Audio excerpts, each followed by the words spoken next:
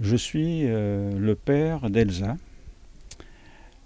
qui était au Bataclan avec sa mère, ma première épouse, le 13 novembre.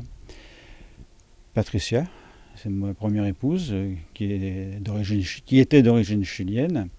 Et il y avait également mon petit-fils qui participait à cette soirée. Elsa et Patricia ont été tués et mon petit-fils est indemne physiquement.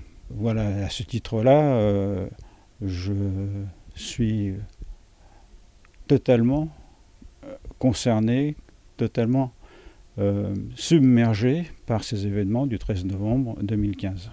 En 4 ans, j'ai l'impression qu'une carapace se forme de plus en plus épaisse. Voilà.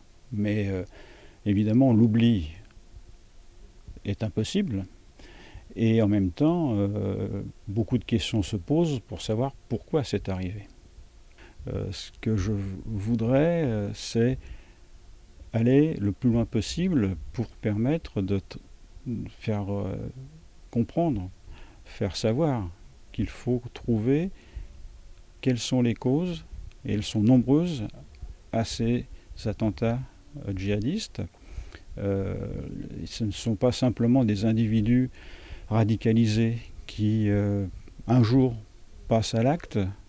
Et voilà, oui, c'est vrai, ça existe évidemment, on le subit. Et bientôt il y aura le procès d'Abdeslam et de ses complices en 2021.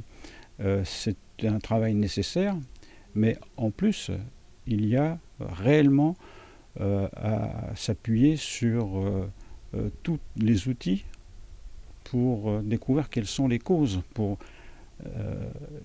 mettre à nu les racines du terrorisme djihadiste. C'est une étape nécessaire. Ça va être, il est dit que ça va être un procès très très important, très médiatisé, évidemment. Les victimes et les proches de victimes en attendent beaucoup. C'est un des pans pour que la vérité se fasse jour. C'est incontournable. Mais pas suffisant, forcément. On ne peut pas s'en arrêter là. Et c'est vrai que si mon petit-fils un jour me dit je souhaiterais pouvoir répondre quelque chose de clair, hein, rien à l'heure actuelle ne permet de dire que le monde auquel on aspire, un monde nouveau, est en train de se construire.